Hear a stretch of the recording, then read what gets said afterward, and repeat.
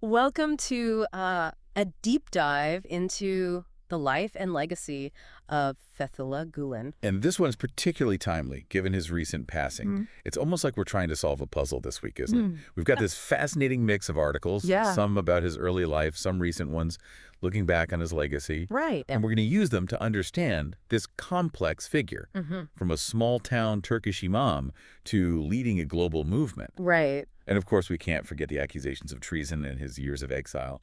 It's fascinating how polarizing a figure he remains, even in death. Yeah.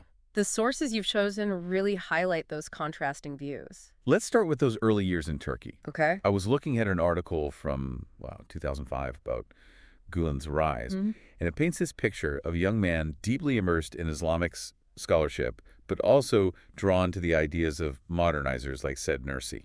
And that's key to understanding Gulen's appeal. He wasn't preaching isolation or a rejection of modernity.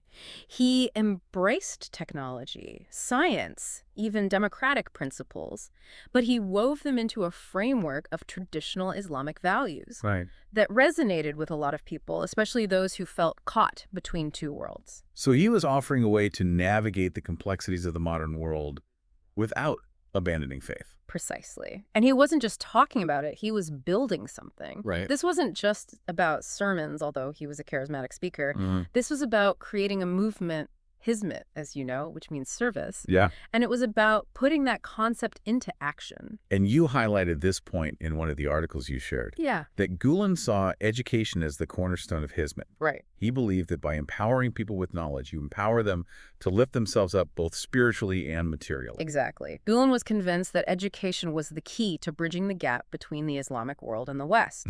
Remember, this is a time when tensions were high, misunderstandings were rampant, and here was this Turkish imam advocating for dialogue, understanding, and engagement through education. You got to admit, it's a pretty compelling vision. It is. But, and this is where things get really interesting, Gulen's focus on education wasn't just about building schools. He understood that to truly make a difference, Hizmet needed to expand its reach beyond the classroom. And that's where this concept of a parallel system of influence comes in. Okay. Now, that phrase gets thrown around a lot, and it can sound kind of ominous, but in the context of early Hizmet, it simply meant that Gulen's followers were encouraged to be active in all spheres of society. We're talking about business, media, even within the government itself. Okay, so it wasn't just about creating a separate society within Turkey, but about influencing Turkish society from within. Right. Is that what made him attractive to someone like Erdogan? I mean, talk about a power move, aligning yourself with a movement that's already got its fingers in so many pies. It's interesting you use the phrase power move because that's really what it was. Remember, this was the early 2000s? Right. Erdogan and his Justice and Development Party, AKP, were relatively new on the scene. They were facing pushback from the secular establishment. And here was Gulen with this vast, well-organized network ready to offer support. So a marriage of convenience, perhaps. Perhaps. But also, if I'm reading between the lines of these articles correctly, Yeah. a shared worldview, at least to some extent. Mm-hmm.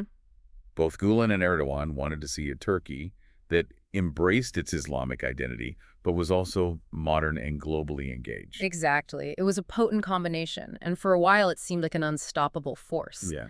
Gulen's network provided the grassroots support, the influence within key institutions, Right. while Erdogan brought the political savvy and the ambition to reshape Turkey's political landscape.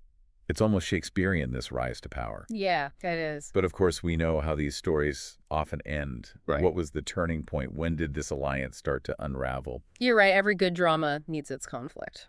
And for Gulen and Erdogan, the seeds of discord were sown around 2010, coming to a head with that massive corruption scandal in 2013. That corruption scandal, it rocked Turkey. Oh, right. But I'll admit, the details are a bit fuzzy for me. Right. Refresh my memory. What was the scandal about, and how did it pull Gulen into the center of it all? It was huge. These were high-level officials Right. accused of bribery, money laundering, smuggling. We're talking billions of dollars. Wow.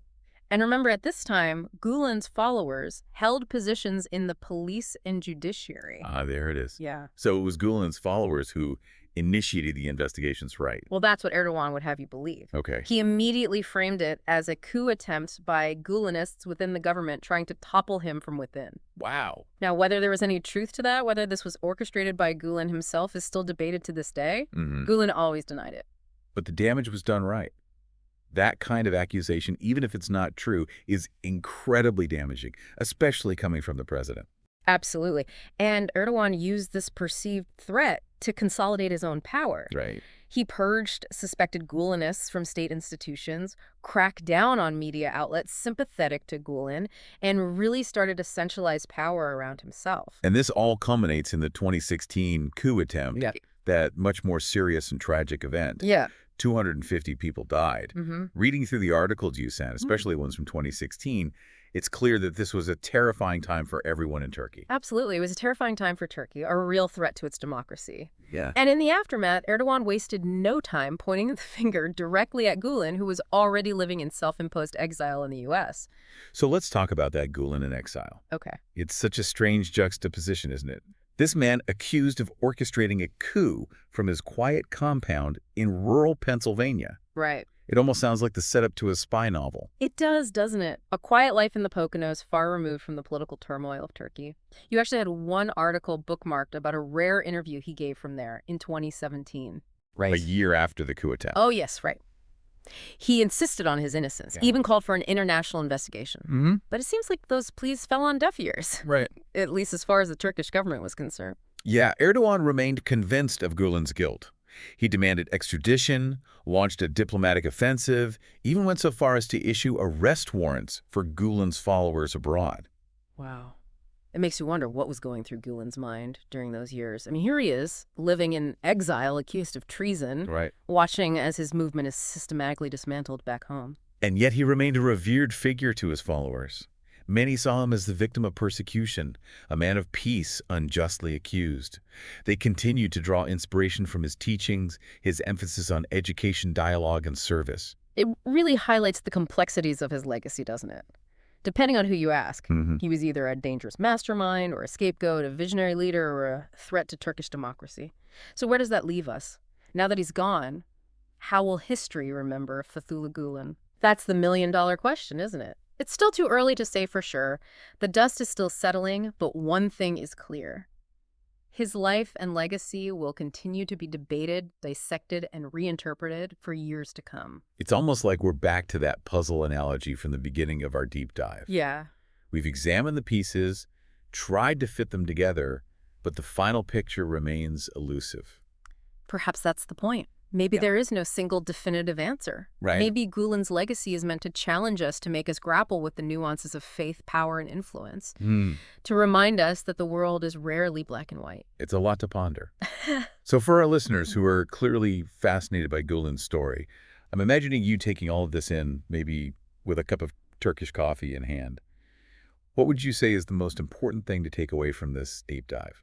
I'd say, don't be afraid to sit with the complexity. Gulen's story isn't one you can sum up in a neat little box. Right. Read his writings, explore the perspectives of his followers and his critics, and draw your own conclusions. Well said.